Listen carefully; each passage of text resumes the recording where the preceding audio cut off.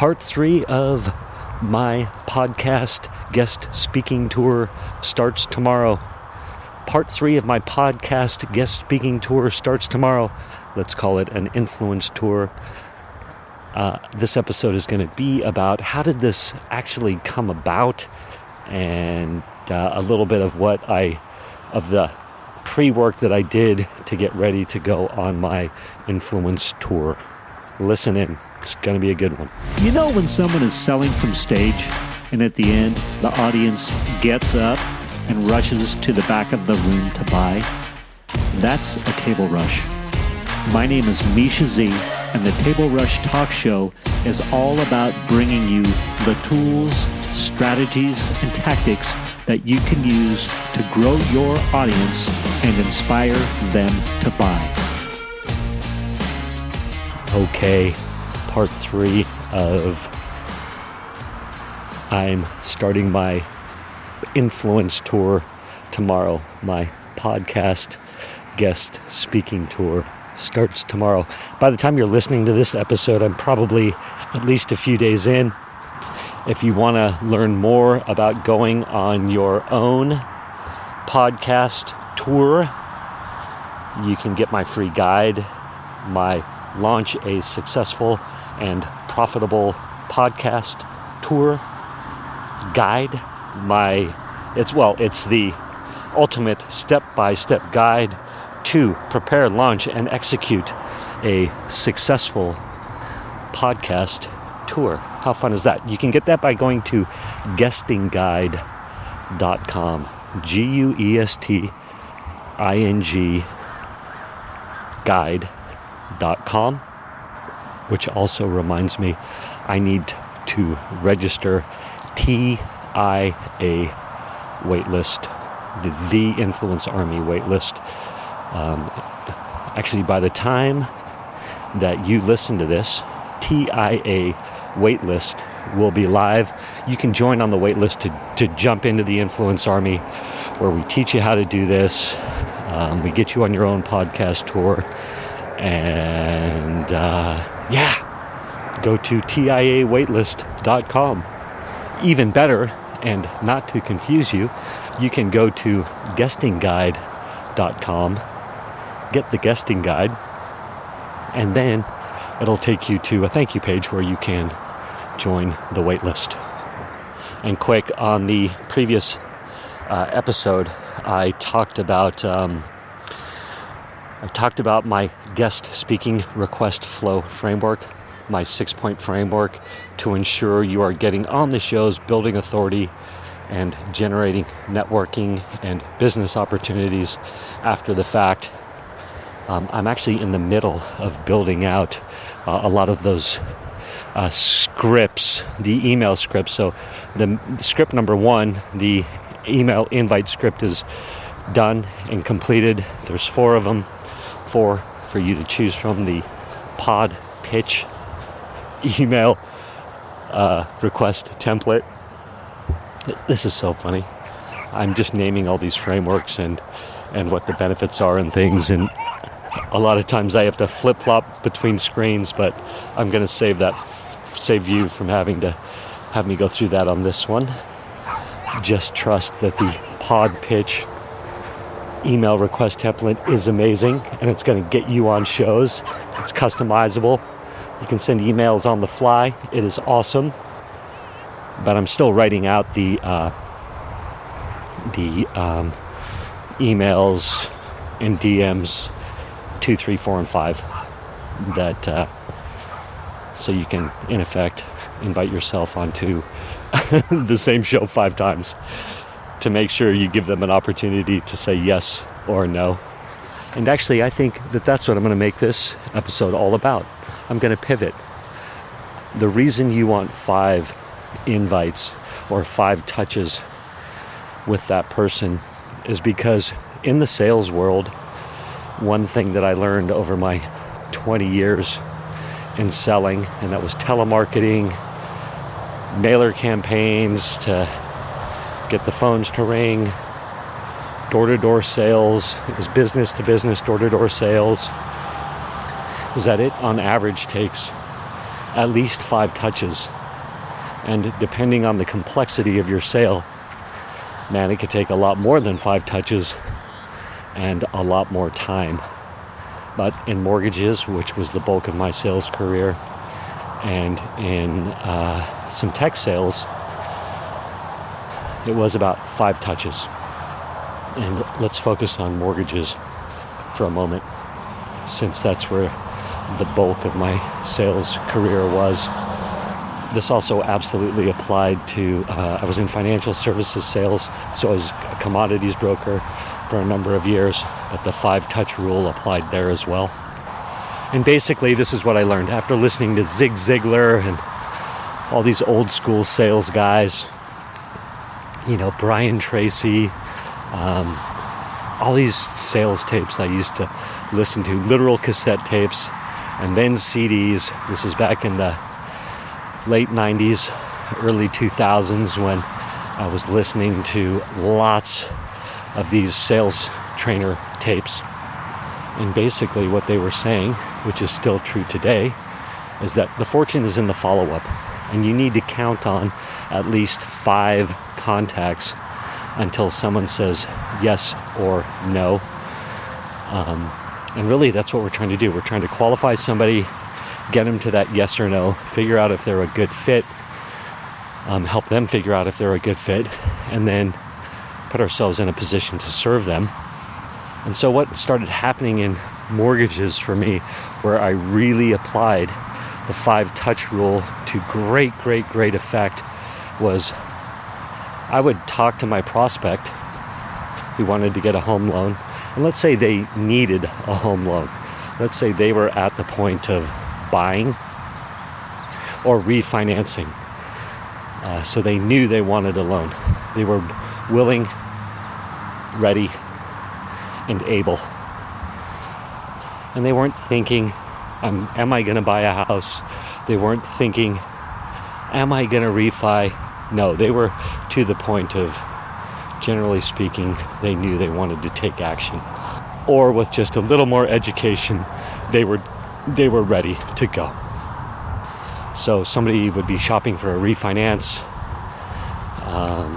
and as long as you could show the numbers that it made it worth it, like if you could prove to them that the refinance was fiscally responsible, they're going to say yes. Okay, let's use that as the example. So my job on call 1 was to prove that it was fiscally responsible, and that I am the pro that they can count on. So I can give them the proof that I know what I'm talking about, the confidence that they know it's going to be executed, the loan will get done, etc. And it got to be to the point where I honestly didn't care if they said yes on the first call.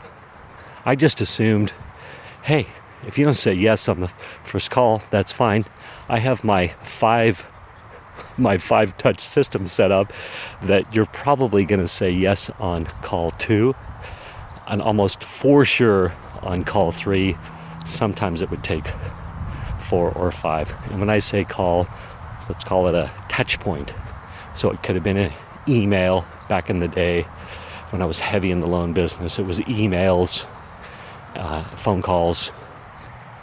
And so emails and phone calls. I liked email because email saved you from having to have a super long conversation. But I would qualify somebody, yes, it's a good fit on call 1, build the authority, the trust. They at least have some sort of confidence that I could help them. I have a whole strategy on how to do that, but I'll save that for a different episode. It's actually, I talk about it on a previous episode, I believe, but we'll let that go by the wayside for the moment. So what would happen is somebody would say, yes, I'm interested. I think I want to do this. I need to talk to my wife, or I need to think about it, or whatever it is. And I would ask a few times to confirm or encourage them to get it done on the spot. One, interest rates are going to move. There's no guarantee. This is here, ready to go right now. And I had seen rates move fast and often, many times, that I could say that with absolute authenticity and authority. If you see a rate and it's going to save you money or help you achieve your financial goals on your house, do it now, because it can go away overnight. And I saw it happen all the time. So I'd try and close them, of course. But sometimes I would get, my favorite was when I would get, I got to talk to my wife, or I got to talk to my husband, which makes absolute sense. But I would usually encourage them to do it anyway, to lock it in. Let's get the process started. Then talk to your wife. We know they're going to say yes. Of course, they want you to, he or she wants to make a smart financial decision. This is a great decision. So let's get the process started. Give me your credit card number, or I'll order the appraisal. And then if your partner says no, well, of course, we can cancel the process. Now, that worked almost all the time, but a percentage of the time it wouldn't. And I didn't care. I'd say, that's fine. Talk to your wife, talk to your spouse, talk to your husband, talk to your partner. Because I knew I would be following up. Keep in mind, I was dealing with busy professionals. And so as soon as this busy professional knew that it made fiscal sense and had talked to me, they knew I was the guy to get it done. Like, I was so good at home loans and so confident in my ability and had done so many loans that people could tell. And the way that I asked the questions, the way I pre-qualified somebody who wanted a home loan, a busy professional, they knew, oh yeah, this guy knows what he's doing. He knows the questions to ask. He knows how to get this done. He is my man. And so what would happen would be, I'd give him a day or two, usually the next day, the next afternoon, depending on when I had talked to the prospect. I'd send him a follow-up. I can't remember exactly what I said, but it would say like, hey, rates are still good, blah, blah, blah. Let's get the process started. Hopefully you talk to your wife and she was able to see that this makes fiscal sense. And usually that reach out right there, they would call me almost always right after I sent that email. And they'd say, let's lock it in, let's get this thing moving, let's get it done. Because they knew that I was the guy to get it done. They knew rates were good. And they knew that they needed to commit to the process and get started. And that's what would spur them to tell their wife what was going on, so they could have the conversation with their wife or their husband or their partner. It was crazy. So usually I got to talk to my significant other objection. If I couldn't close them on the first call, I knew that it would be the second email and or call. But you get my point. And then it would be email, phone call 3, email, phone call 4, because sometimes these busy professionals are very busy. So you need to keep in front of them. You need to keep building that value, showing them, the value. And then usually by 4, it was a yes or it was a no. Almost never made it to 5, which is very interesting. So anyway, I'm building out that same sequence for the podcast host, because they are going to be busy, or they're, whoever's booking the show for them, whatever that process is. It could be a yes. They could think after email 1, oh yeah, we got to get this guy Misha on the phone. But then they forget about me. I slip through the cracks. They get a cold, stay home from work that day. They got to go pick up their kids early from school. Who knows what it is. So you send email 2 and say, hey, don't forget, I'd be great on your show. I think I'm going to be able to serve your audience, and we're going to have a lot of fun. Then you got your DM, etc. And I'm imagining more will be revealed. You can follow my journey. Follow me on Facebook. I'm also going to make my daily journal available on like a Google Doc or something. But that's it. That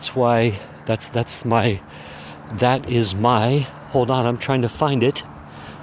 My guest speaking request flow framework. That's a part of it. My 6-point framework to ensure you are getting on the shows, building authority, and generating networking and business opportunities after the fact. I think I'm going to throw in that little benefit that we're creating a ridiculous amount of social media posting opportunities as well. All right, you know where to find me at this point.